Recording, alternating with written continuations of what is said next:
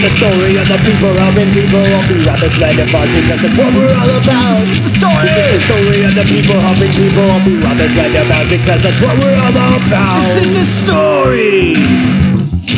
Hey y'all, it's another episode of Powered by Volunteers, and I'm here today with Kaitlyn. Hi everyone. And Kaitlyn is going to tell us how she heard about Beto and how she got involved with volunteering. Sure, yeah.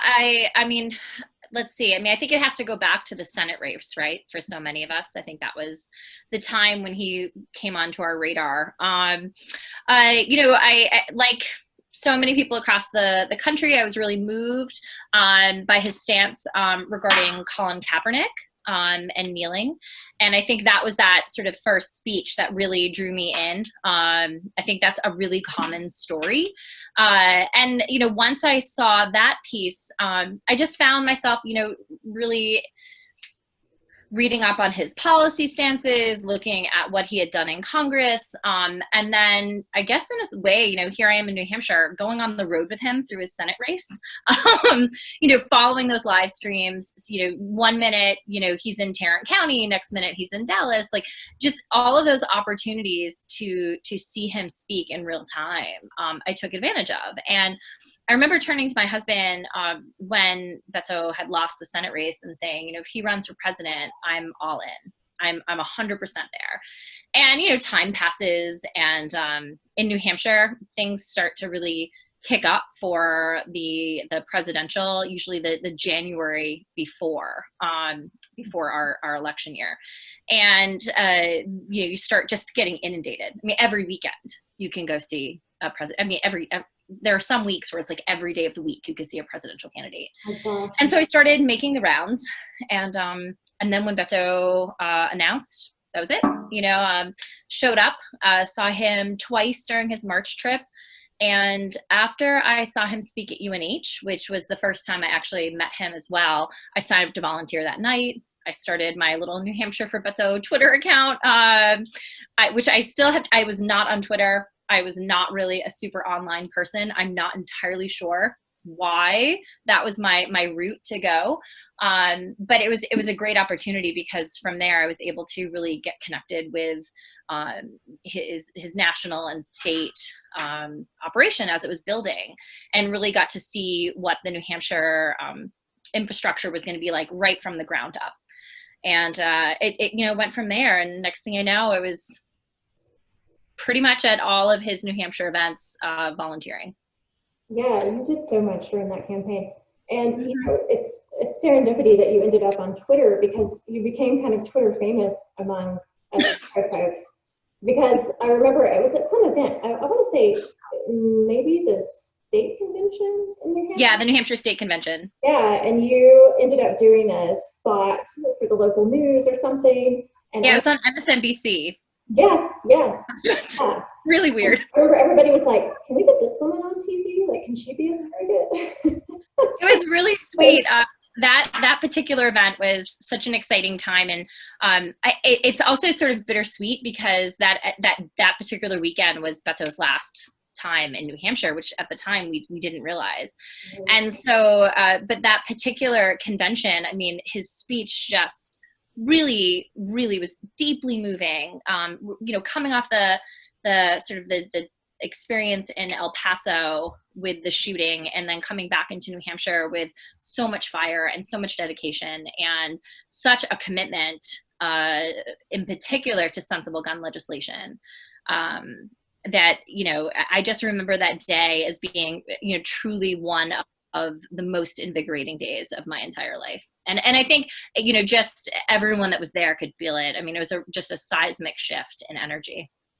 Yeah, I remember even from afar, we could tell that it was really a special experience. Yeah. Well, and I think made even more special by, his Beto for New Hampshire team was just a really phenomenal group of people who've all gone on to be continuing to make impacts in both other presidential campaigns and local campaigns. And so I think the kind of dedication that his team had to him, I think really continued to build the inspiration in the volunteer base as well. Yeah, 100%. You know, and I think too, you know, you mentioned that you went to pretty much every event that Beto had in New Hampshire. Yeah, You also nearly. did things on your own when he wasn't there, right? Yeah. So that started in May with a CNN watch party. Which is really challenging to do when it's, you know, airing at 10 o'clock Eastern Standard Time. But we did it, and then some. We did these beers with Beto, or for Beto events, as well as, you know, just bringing people together to discuss, you know, what do we care about? What are we passionate about? What do we care not only on a state level, but also nationally?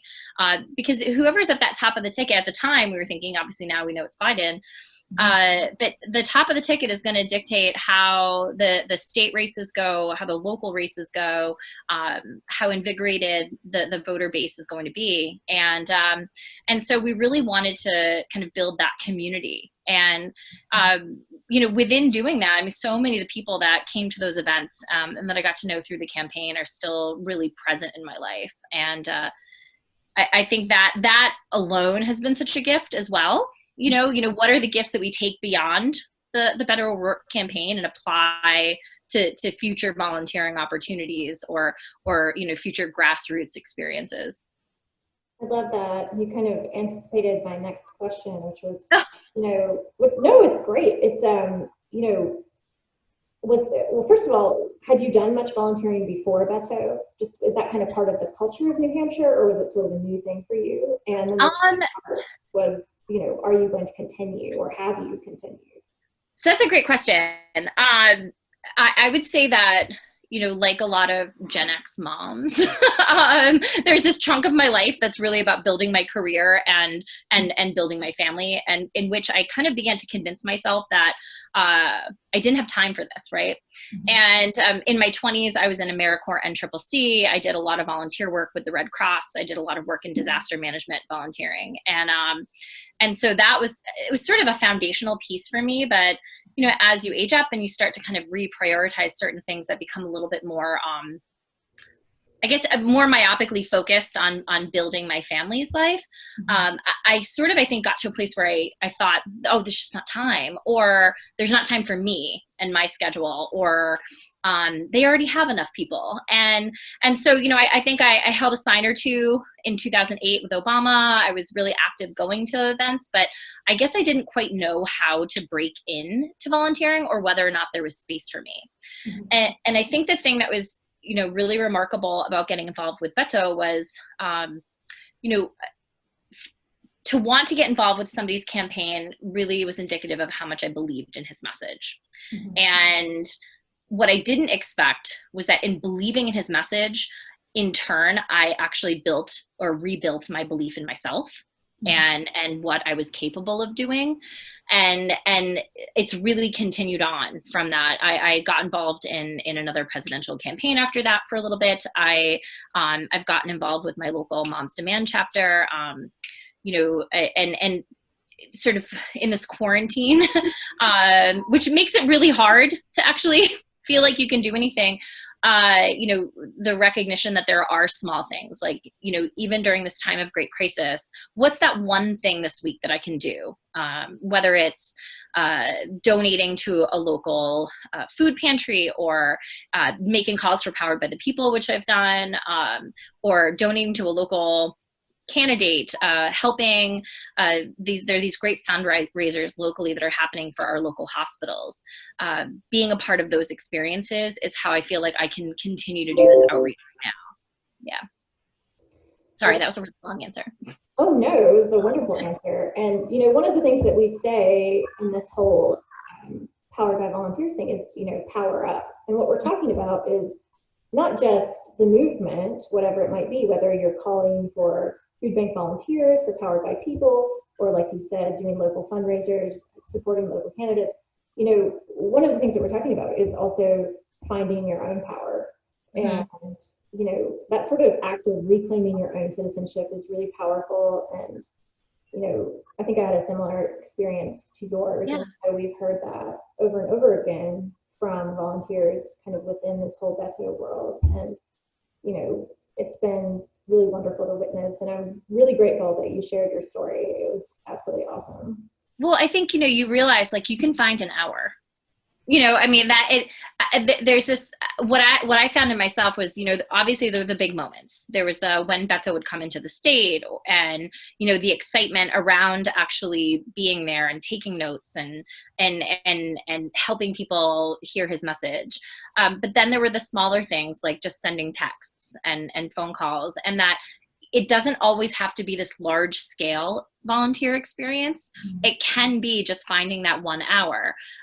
Right now, now that we're all sort of in our homes, I'm still working full time, and in many ways working longer hours than I did when I was in school.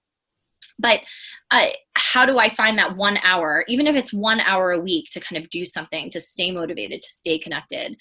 And I think that's where, that's a great start. If you're stuck thinking that it needs to be something that eats up your whole weekend or your whole afternoon, it really doesn't have to be. It can be that 1 hour of phone banking, or that one conversation you have with somebody else, that one opportunity to help a city council candidate or a school board candidate or something.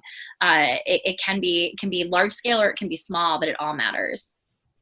Absolutely. And that is a great message and piece of advice for us to end on. Kaitlyn, we appreciate you. We are so grateful for everything that you did and everything that you continue to do. And, thank you so much.